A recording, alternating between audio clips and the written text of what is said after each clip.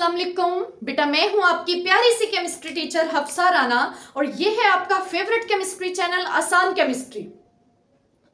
Chapter number 9 पढ़ रहे हैं हम बेंजीन। बेंजीन आज हम बेंजीन का थोड़ा सा इंट्रोडक्शन लेंगे और इसके अलावा हम स्ट्रक्चर ऑफ बेंजीन शुरू करेंगे। ठीक है, स्ट्रक्चर ऑफ बेंजीन को हम 2 पार्ट्स में पढ़ेंगे। स्ट्रक्चर ऑफ बेंजीन को पढ़ने के लिए बेटा किसी भी चीज का अगर हम स्ट्रक्चर बनाना चाहते हैं तो याद रखिएगा हमें उसका मॉलिक्यूलर फॉर्मूला पता होना चाहिए। तो हम इसका सबसे पहले मॉलिक्यूलर फॉर्मूला पता करेंगे। ठीक है, मॉलिक्यूलर फॉर्मूला। इसके बाद हम इसका जो सबसे पहला स्ट्रक्चर दिया गया वो था स्ट्रेट चेन स्ट्रक्चर। उसे डिस्कस करेंगे कि उसमें क्या प्रॉब्लम थे जिसकी वजह से उसे रिजेक्ट किया गया। इसके अलावा हम फिर इसके बाद जो दिया गया कैक्यूल स्ट्रक्चर बेंजीन के लिए वो किस हद तक ठीक था और उसमें फिर क्या प्रॉब्लम्स थे ये डिस्कस करेंगे। और फिर एक्सरे स्टडीज स्ट्रक्चर के बारे में क्या कहती हैं ये डिस्कस करेंगे। X ray studies about the structure of benzene. इसके अलावा हम डिस्कस करेंगे modern concept atomic orbital treatment. Atomic orbital treatment ये हम डिस्कस करेंगे कि बेंजीन के स्ट्रक्चर के मुतालिक हमें एटॉमिक ऑर्बिटल ट्रीटमेंट ने क्या बताया। यहां पर फिर हम नेक्स्ट डिस्कस करेंगे रेजोनेंस मेथड। रेजोनेंस मेथड और वहां से फिर हम फाइनल बेंजीन का स्ट्रक्चर बनाएंगे। तो हम स्ट्रक्चर ऑफ बेंजीन को 2 या 3 पार्ट्स में पढ़ेंगे इस तरह से। तो आज सबसे पहले देखते हैं मॉलिक्यूलर फॉर्मूला। मॉलिक्यूलर फॉर्मूला बेटा बेंजीन को सबसे पहले 1825 में माइकल फेरेडे ने डिस्कवर किया। और इसने किसमें से डिस्कवर किया? Discovered benzene in the gas produced in destructive distillation of vegetable oil।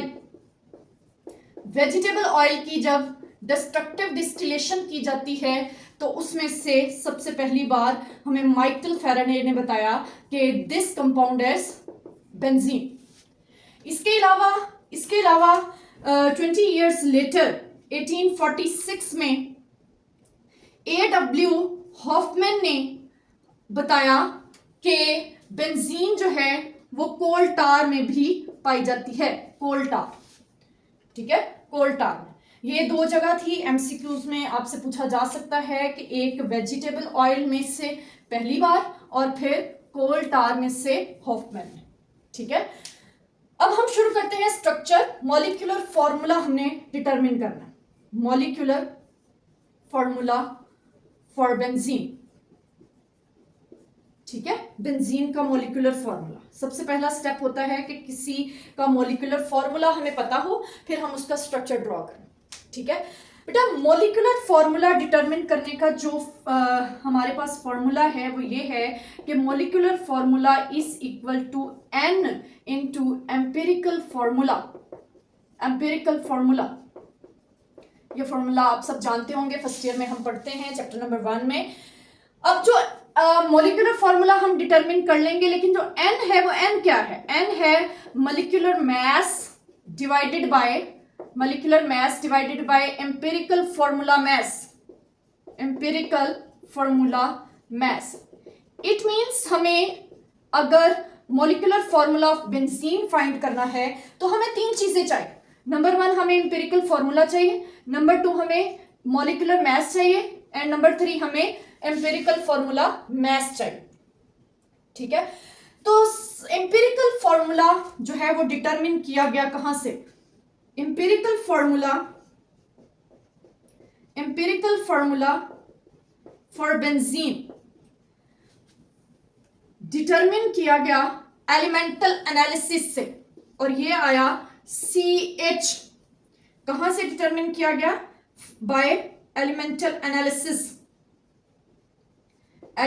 Analysis से ये फाइंड किया गया। और यहां से अगर मैं इसका एम्पिरिकल फॉर्मूला मैस बताऊं बेटा, तो ये हो जाएगा कार्बन 12 हाइड्रोजन 1, तो ये हो जाएगा 13 AMU and 13 is the empirical formula mass. तो हमें दो चीजें तो मिल गई, एम्पिरिकल फॉर्मूला मैस भी मिल गया है एंड एम्पिरिकल फॉर्मूला भी मिल चुका है। अब रह गया है मॉलिक्यूलर मैस। तो मॉलिक्यूलर मैस बेंजीन का आया, मॉलिक्यूलर मैस बेंजीन का आया 78.108 AMU। ठीक है, अब मॉलिक्यूलर मैस कहां से डिटरमिन किया गया, एक मेथड है, इसे हम डिटेल में तो डिस्कस नहीं करेंगे, लेकिन वैसे ही बता रही हूं, वेपर डेंसिटी मेथड से पहली बार बेंजीन का मॉलिक्यूलर मैस डिटरमिन किया गया और वो है 78.108। अब हम चलते हैं कैलकुलेशंस की तरफ। बेटा मॉलिक्यूलर मैस आ चुका है 78.108 या सिर्फ 78 लिख लें राउंड ऑफ, और एम्पिरिकल फॉर्मूला मैस आया है 13, तो ये आ गई वैल्यू 6। ठीक है, तो मैं इस फॉर्मूला को अगेन यूज कर रही हूं, हम डिटरमिन कर रहे हैं मॉलिक्यूलर फॉर्मूला। तो मैं लिख रही हूं molecular formula is equal to n आया है 6 और एम्पिरिकल फॉर्मूला आया है CH, तो ये हो गया C6H6 and C6H6 is the molecular formula of benzene, molecular formula of benzene।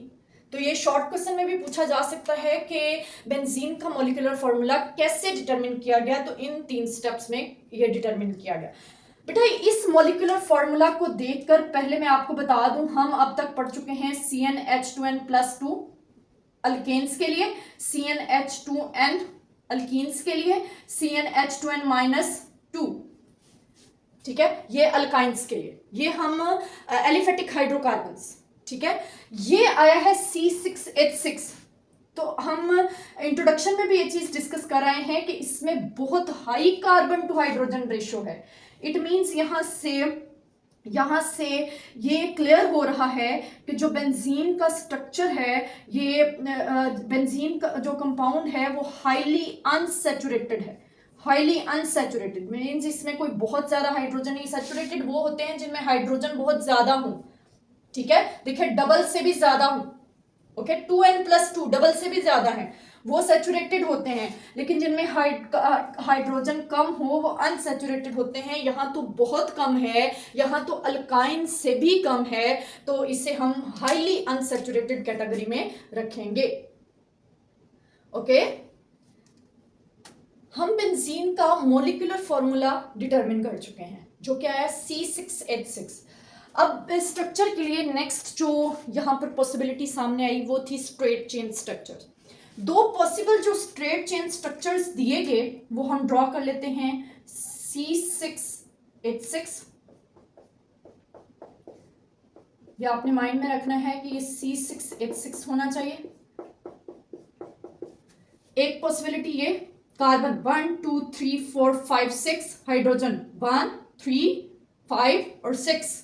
इसका नेम है, आपको नेम आता है, बताएं।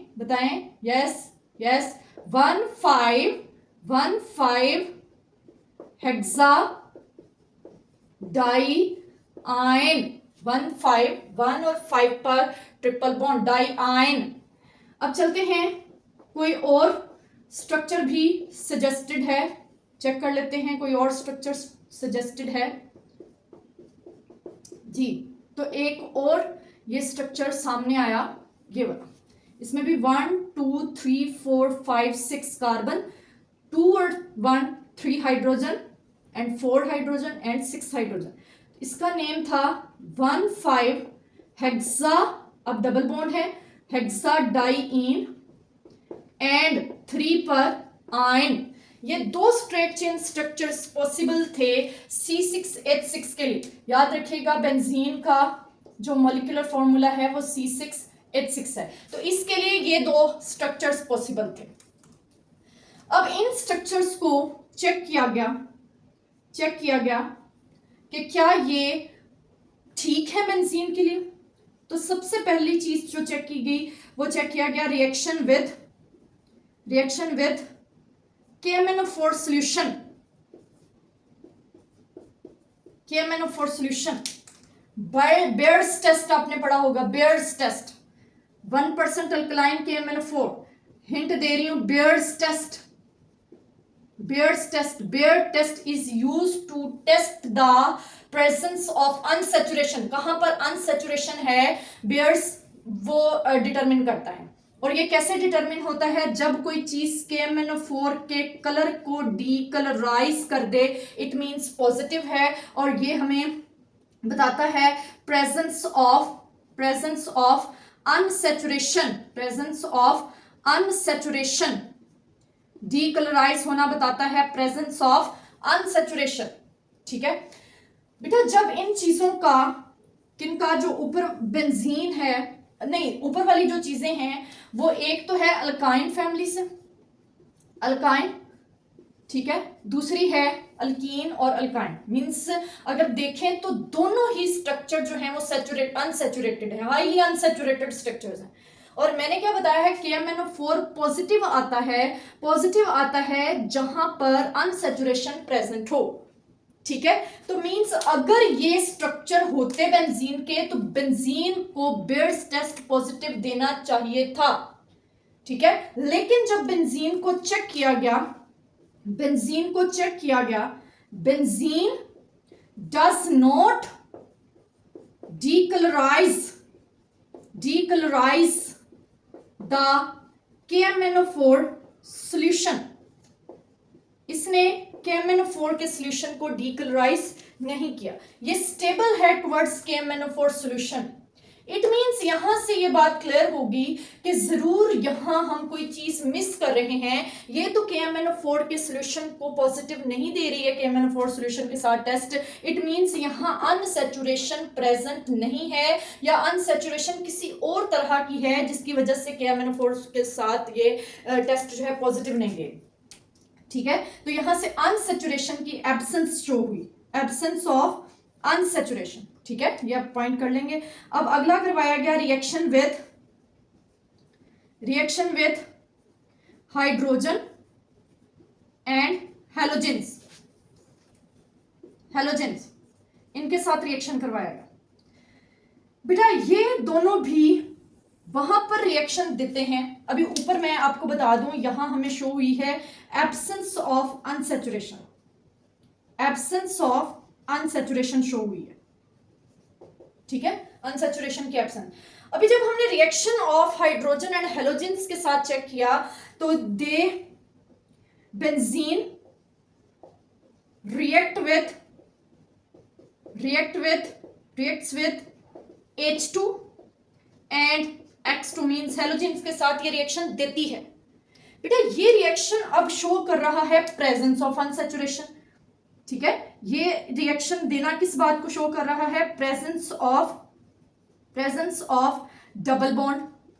मींस ये दो डिफरेंट बातें यहां पर आ रही हैं। ऊपर वाला टेस्ट वो नेगेटिव दे रहा है, मींस एब्सेंस ऑफ अनसैचुरेशन, और यहां पर presence of double bond show हो रहा है। ठीक है, इट मींस बेंजीन कोई आम स्ट्रक्चर नहीं है, बेंजीन कोई आम कंपाउंड नहीं है, ये अल्कीन अल्काइन से रिजेंबल नहीं करता है। यहां से ये क्लियर हुआ। अगर अल्कीन अल्काइन से रिजेंबल करता तो ये टेस्ट भी पॉजिटिव देता। उसने यहां पर बेयर्स टेस्ट KMnO4 सॉल्यूशन के साथ टेस्ट नेगेटिव दिया है, इट मींस इसमें अनसैचुरेशन नहीं है, और हाइड्रोजन और हैलोजेंस के साथ रिएक्शन देके कहा कि अनसैचुरेशन प्रेजेंट है। तो ये दो कॉन्ट्राडिक्शंस आ चुके हैं। ठीक है, कंफ्यूज नहीं होना है। नेक्स्ट जो हमें बात पता चली, थर्ड वन, वो पता चली जब reaction with concentrated HNO3 and H2SO4 के साथ इसने रिएक्शन कर लिया, ये दो चीजों के साथ। तो क्या शो हुआ, चेक करते हैं। बेंजीन रिएक्ट्स विद किस के साथ, ये जो ऊपर मैंने दो चीजें लिखी। ठीक है, कंसंट्रेटेड HNO3 के साथ और कंसंट्रेटेड H2SO4 के साथ। बेटा जो ये रिएक्शन देते हैं तो याद रखिएगा वो सैचुरेशन को ये प्रूव करता है, प्रेजेंस ऑफ सैचुरेशन। मीन्स इसको हम इस तरह भी लिख सकते हैं कि ये किस चीज को जाहिर करता है, ये जाहिर करता है कि ये एक सैचुरेटेड स्ट्रक्चर है, सैचुरेटेड स्ट्रक्चर को ये जाहिर करता है। ठीक है, क्योंकि ये सब्स्टिट्यूशन रिएक्शंस होते हैं, ये वाले जो रिएक्शंस हैं दोनों, ये सब्स्टिट्यूशन रिएक्शंस होते हैं, और सब्स्टिट्यूशन रिएक्शंस कौन देते हैं? सैचुरेटेड कंपाउंड्स देते हैं। तो यहां पर हमें सैचुरेशन भी शो होगी, डबल बॉन्ड की प्रेजेंस भी शो हो रही है, अनसैचुरेशन की एब्सेंस भी शो हो रही है, सैचुरेटेड भी शो हो रहा है, मींस हर तरह का कैरेक्टरिस्टिक शो हो रहा है। नेक्स्ट जो है इसके स्ट्रक्चर के लिए अगर हमने देखा कि अगर बेटा इसके ये पॉसिबल स्ट्रक्चर्स होते तो इट मींस ये mono substituted product.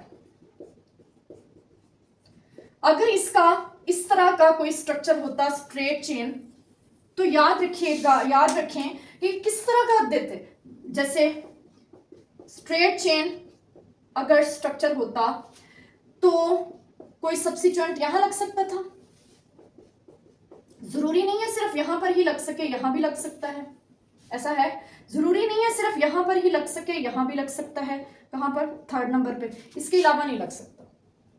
Means open chain होने के लिए, अगर ये ओपन चेन होता तो इट मींस ये three mono substituted product show करता, कि अगर कोई सब्स्टिट्यूएंट लगना चाहता है तो वो 3 जगहों पे पॉसिबल होता, 3 mono substituted product.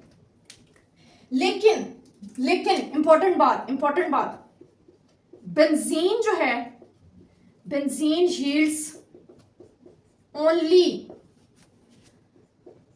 1 mono substituted product.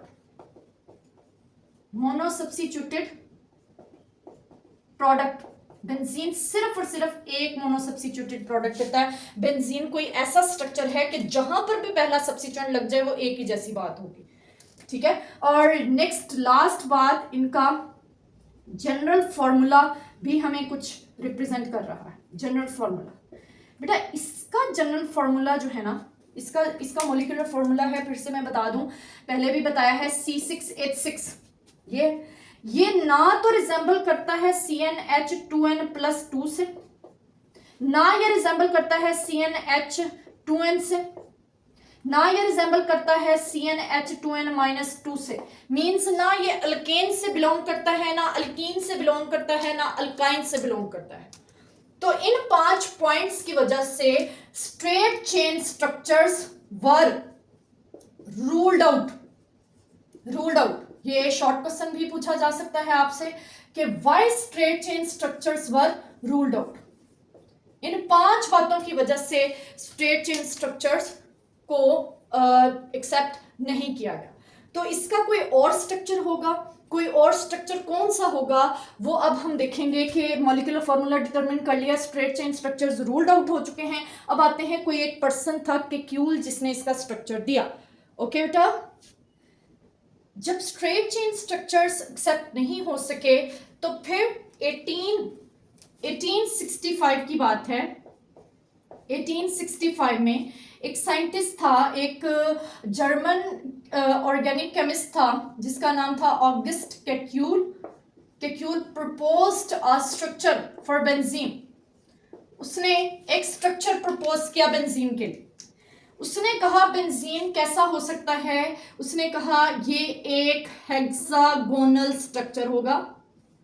ठीक है, हेक्सागोनल, जिसमें 3 डबल बॉन्ड्स होंगे जो कि ऑल्टरनेट कर रहे होंगे। पहले तो बेटा उसने कहा साइक्लिक होगा, हेक्सागोनल होगा, और इसमें 3 डबल बॉन्ड्स होंगे जो ऑल्टरनेट कर रहे हैं with single, double single double single double single. ठीक है, इसमें ऑल द जो 6 पोजीशंस हैं हेक्सागोनल की, वो किसने ऑक्युपाई की हुई है? वो कार्बन ने ऑक्युपाई की है, और हर कार्बन के साथ एक हाइड्रोजन बाहर की तरफ लगा हुआ है, और यहां पर डबल बॉन्ड हैं जो कि ऑल्टरनेट कर रहे हैं विद सिंगल बॉन्ड। इसको उसने डिफाइन किया, उसने कहा बेंजीन हैज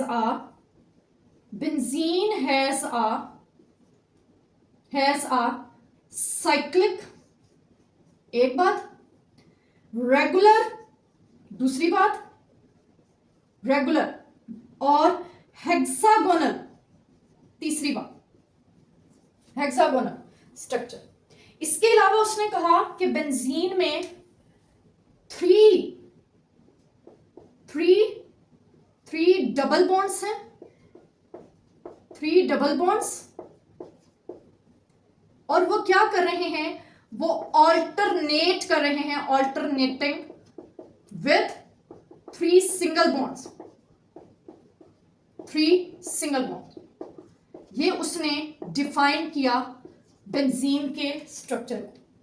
ठीक है, ऑल इंपॉर्टेंट पॉइंट्स को मैं हाईलाइट कर रही हूं। साइक्लिक है, रेगुलर है, हेक्सागोनल। हेक्सागोनल का मतलब होता है, हेक्सा मीन्स 6, गोनल मीन्स कॉर्नर्स, इसमें 6 कॉर्नर्स हैं। साइक्लिक मीन्स ये रिंग की शक्ल में है, और रेगुलर मीन्स ये हर तरफ से एक जैसा है, हर तरफ से एक जैसा है। ठीक है, इसको हम कोप्लेनर का लफ्ज भी कह सकते हैं, हर तरफ से ये एक जैसा है। और अगली चीज 3 डबल बॉन्ड्स ऑल्टरनेट कर रहे हैं विद 3 सिंगल बॉन्ड। ठीक है, अब इसने अपनी इस बात को प्रूव किया। प्रूव कैसे किया, इसने सबसे पहला जो एक्सप्लेनेशन दी, इसने कहा कि बेंजीन को चेक करें ना, बेंजीन को अगर चेक करें कि ये कितने सब्स्टिट्यूएंट लगा सकती है, मोनो सब्स्टिट्यूएंट, तो ये एक्स कोई मोनो सब्स्टिट्यूएंट है, बेंजीन सिर्फ एक ही मोनो सब्स्टिट्यूटेड प्रोडक्ट दे सकती है, दैट इज ये। अब एक्स को बेटा आप एक कॉन्सेप्ट समझिएगा, एक्स को मैं यहां पर लगा दूं तो भी सेम, एक्स को मैं यहां पर लगा दूं तो भी वही बात है, एक्स को मैं नीचे की तरफ लगा दूं तो भी वही है, एक्स को मैं साइड पर लगा दूं, ऊपर लगा दूं, राइट लगा दूं, लेफ्ट लगा दूं, नीचे लगा दूं, जहां मर्जी लगा दूं, हर तरफ से बेंजीन एक ही जैसा है। It means benzene yields only one mono substituted product। इसकी जो मोनो सब्स्टिट्यूटेड मींस ऐसी प्रोडक्ट जिसमें एक ही सब्स्टिट्यूएंट लगा हो, वो सिर्फ ये एक ही दे सकती है, एक ही दे सकती है। ठीक है, अब सेकंड जो पॉइंट है वो उसने ये एक्सप्लेन किया कि अगर बेंजीन को डाई सब्स्टिट्यूटेड किया जाए, ये कोई बेंजीन है, ठीक है, मोनो सब्स्टिट्यूटेड है, इसको डाई सब्स्टिट्यूटेड किया जाए तो अब क्या होगा। अब बेटा इंट्रोडक्शन का जो लेक्चर था और नोमेनक्लेचर था, उसमें मैंने एक्सप्लेन कर दिया था वहां पर ही कि जब एक सब्स्टिट्यूएंट लग जाता है तो बेंजीन रिंग पर 3 पोजीशंस क्रिएट हो जाती हैं। ये बेंजीन रिंग है, ठीक है, इस पर जब एक सब्स्टिट्यूएंट एक्स लग गया है तो यहां 3 पोजीशंस क्रिएट हो जाएंगी, साथ वाली ऑर्थो, उसके साथ वाली मेटा और सामने वाली पैरा। मींस बेंजीन जो है एक ऑर्थो प्रोडक्ट दे सकता है, ठीक है, इसके अलावा एक मेटा प्रोडक्ट दे सकता है, ठीक है, और एक पैरा प्रोडक्ट दे सकता है, पैरा प्रोडक्ट। ठीक है, बेंजीन 3 तरह की डाई सब्स्टिट्यूटेड प्रोडक्ट्स दे सकता है। तो benzene yields 3 di substituted products. ठीक है, इन दोनों पॉइंट से, ये जो पहले 2 पॉइंट्स थे, यहां से प्रूव होती है बात, प्रूव होती है बेटा। जब मैंने कहा एक सब्स्टिट्यूएंट कहीं भी लग जाए वो एक ही जैसा रहेगा, इट मींस बेंजीन का जो स्ट्रक्चर है वो रेगुलर है। ठीक है, रेगुलर है। डाई सब्स्टिट्यूटेड का मतलब ये है कि अगर और 2 पोजीशन, यहां 3 और पोजीशंस क्रिएट हो रही हैं, 5 पोजीशंस क्रिएट नहीं हो रही हैं। ठीक है, और दोनों तरफ और 2 है, मेटा दोनों तरफ मेटा है, पैरा एक ही है। तो यहां से ये प्रूव हुआ कि जो बेंजीन है उसका स्ट्रक्चर वाकई में साइक्लिक है, क्योंकि स्ट्रेट चेन में ऐसा नहीं होता। स्ट्रेट चेन मोनो सब्स्टिट्यूटेड नहीं देता, मोनो सब्स्टिट्यूटेड एक प्रोडक्ट नहीं देता, 3 दे सकता है अगर हेक्सा की बात करें तो ये साइक्लिक है, रेगुलर है। रेगुलर क्यों कहा, हर तरफ से एक ही जैसा है, और हेक्सागोनल है। यहां से जो उसने पहले 3 पॉइंट्स थे उनको एक्सप्लेन कर दिया, साइक्लिक, रेगुलर, हेक्सागोनल। ठीक है, अब नेक्स्ट जो है थर्ड पॉइंट, थर्ड पॉइंट में उसने कहा कि अगर बेंजीन ले ली जाए, बेंजीन, और उसकी हाइड्रोजनेशन की जाए, हाइड्रोजनेशन कब होगी? Platinum catalyst 200 degree Celsius temperature, ये साइक्लोहेक्सेन बन जाएगी, साइक्लोहेक्सेन। ठीक है। इसी तरह अगर उसने कहा, एक और पॉइंट उसने कहा कि अगर एक और बेंजीन का रिएक्शन करवाया जाए, ठीक है, बेंजीन का एक और रिएक्शन करवाया जाए किसी हेलोजन के साथ, Cl2 के साथ करवा लिया in the presence of sunlight, तब ये क्या बन जाती है? तब ये एक रेगुलर हेक्सागोनल रहती है जिसमें हर कार्बन पर एक Cl लग जाता है, हर कार्बन पर एक Cl लग जाता है। अभी इस चीज को भी एक्सप्लेन करते हैं, हर कार्बन पे एक Cl लग जाता है। ठीक है, साइक्लो हेक्साक्लोरो साइक्लोहेक्सेन बन जाती है। ठीक है, इन दोनों पॉइंट्स ने क्या प्रूव किया? लास्ट वाले दोनों पॉइंट्स ने क्या प्रूव किया? इन्होंने प्रूव किया कि बेंजीन में 3 H2 यूज हुए हैं और 3 Cl2 यूज हुए हैं, it mean 3 double bonds, 3 double bonds. ठीक है, एक ये चीज, 3 डबल बॉन्ड्स, एक चीज उन्होंने प्रूव कर। दूसरा उन्होंने कहा कि हर अब हाइड्रोजन ऐड होके हर बेंजीन में से सारे पाई बॉन्ड खत्म हो चुके हैं। इसी तरह जब Cl2 लगाया तो हर कार्बन पे एक एक Cl आया है। ये इस बात को शो करता है कि बेंजीन में जो डबल बॉन्ड है एक ही जगह पर साथ साथ नहीं है बल्कि ऑल्टरनेटिंग पोजीशन पर है। तो अगली चीज यहां से क्या क्लियर हुई? ये ऑल्टरनेटिंग कर रहे हैं, ऑल्टरनेटिंग विथ सिंगल बॉन्ड, ये 3 सिंगल बॉन्ड्स के साथ ऑल्टरनेट कर रहे हैं। अगर इकट्ठे होते ना बेटा, अगर इकट्ठे होते, जैसे फॉर एग्जांपल अगर बेंजीन का स्ट्रक्चर इस तरह से होता है कि ये 2 डबल बॉन्ड्स होते और कोई यहां पर होता, अब आप खुद इमेजिन करें यहां पर 2 Cl लगने थे। ठीक है, यहां पर 2 Cl लगने थे, एक Cl यहां पर लगना था, एक Cl यहां पर, एक Cl यहां पर, एक Cl यहां पर, इस कार्बन पे कोई Cl नहीं लगना था। ठीक है, इररेगुलर का एक स्ट्रक्चर आना था। अब हमें यहां से ये क्लियर हो चुका है कि ये स्ट्रक्चर नहीं है बल्कि बेंजीन में 3 double bonds alternate with single bonds हैं। कैक्यूल ने बहुत अच्छी एक्सप्लेनेशन दी बेटा स्ट्रक्चर ऑफ बेंजीन के बारे में, बहुत अच्छी दी एक्सप्लेनेशन। ये जो पहली एक्सप्लेनेशन है साइक्लिक रेगुलर हेक्सागोनल, ये आज भी हम यही मानते हैं। ठीक है, यहां पर थोड़ा सा प्रॉब्लम आ गया था, फिर 3 double bonds alternating with 3 single bonds, यहां पर प्रॉब्लम आया, लेकिन साइक्लिक रेगुलर हेक्सागोनल अभी भी जो बेंजीन की डेफिनेशन है स्ट्रक्चर की वो यही है, साइक्लिक रेगुलर हेक्सागोनल। यहां पर थोड़ा सा प्रॉब्लम आया है, वो हम अगले स्ट्रक्चर में देखते हैं, अगले कॉन्सेप्ट में देखने हैं जो कि है एक्सरे स्टडीज। तो देखते हैं एक्सरे स्टडीज में हमें क्या बताया गया। कैक्यूल स्ट्रक्चर के बाद अब हम x ray studies about the structure of benzene देखते हैं।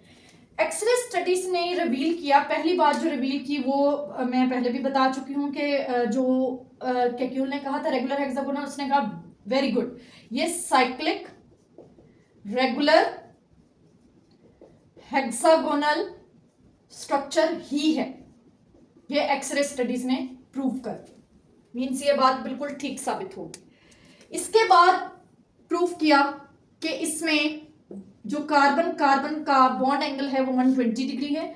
अगली बात प्रूव की कि ये जो कार्बन की बॉन्ड लेंथ है वो 1.397 एंगस्ट्रम है और कार्बन हाइड्रोजन की बॉन्ड लेंथ 1.09 एंगस्ट्रम है।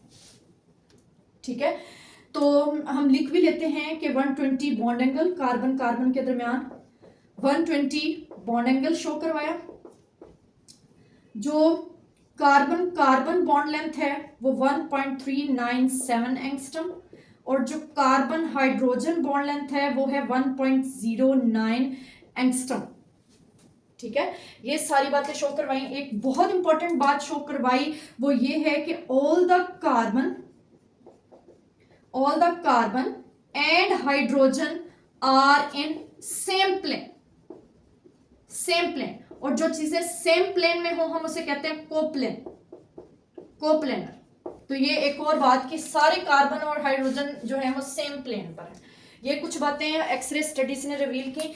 इन बातों की वजह से देखिए मॉलिक्यूलर फॉर्मूला पढ़ चुके हैं, जो स्ट्रेट चेन स्ट्रक्चर पढ़ चुके हैं, कैक्यूल स्ट्रक्चर पढ़ चुके हैं, एक्सरेस्टेड। यहां पर आकर कैक्यूल का स्ट्रक्चर ऑब्जेक्शन लग गया। ऑब्जेक्शन, मैंने आपको पहले ही कहा था कि एक प्रॉब्लम आएगा, वो ये आया ऑब्जेक्शन टू कैक्यूल स्ट्रक्चर। देखिए कैक्यूल के स्ट्रक्चर की पहली बात तो बिल्कुल ठीक साबित हो चुकी है। कैक्यूल ने कहा था कि रेगुलर साइक्लिक रेगुलर हेक्सागोनल है, वो बिल्कुल ठीक साबित हुई बात। लेकिन वो जो उसने बात कही थी ना, three double bonds alternating with single bond, वो ठीक नहीं थी, वो ठीक नहीं थी। अगर बेटा 3 डबल बॉन्ड मीन्स ये है कैक्यूल का स्ट्रक्चर बेंजीन के लिए, अगर 3 डबल बॉन्ड्स होते मीन्स अनसैचुरेशन बहुत ज्यादा है। तो Kekulé structure demands high degree of unsaturation high degree. But जो बेंजीन है, एक्चुअल बेंजीन है, उसमें हमें समझ में आया कि बेंजीन जो है वो सैचुरेटेड कंपाउंड है, हाईली सैचुरेटेड कंपाउंड है। ठीक है, अगली चीज जो रिजेक्ट हुई वो ये थी कि बेंजीन जो है वो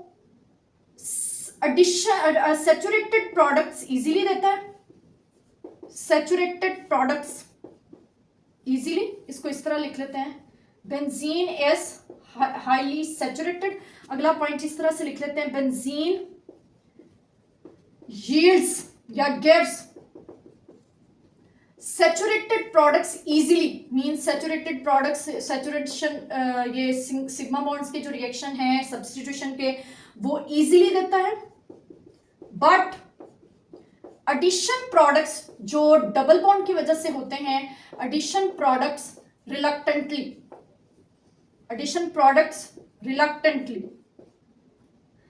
ठीक है, रिलक्टेंटली का मतलब होता है मुश्किल से। एडिशन प्रोडक्ट्स जो हैं वो रिलक्टेंटली देता है और सैचुरेटेड प्रोडक्ट्स जो है वो इजीली देता है। ठीक है, और एक और बात बेटा, presence of double bond instability को शो करता है, अनस्टेबिलिटी। लेकिन प्रेजेंस ऑफ डबल बॉन्ड किसे शो करता है? प्रेजेंस ऑफ डबल बॉन्ड वो अनस्टेबिलिटी को शो करता है, instability, unstable.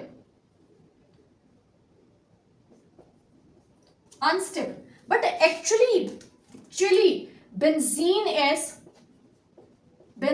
is highly stable,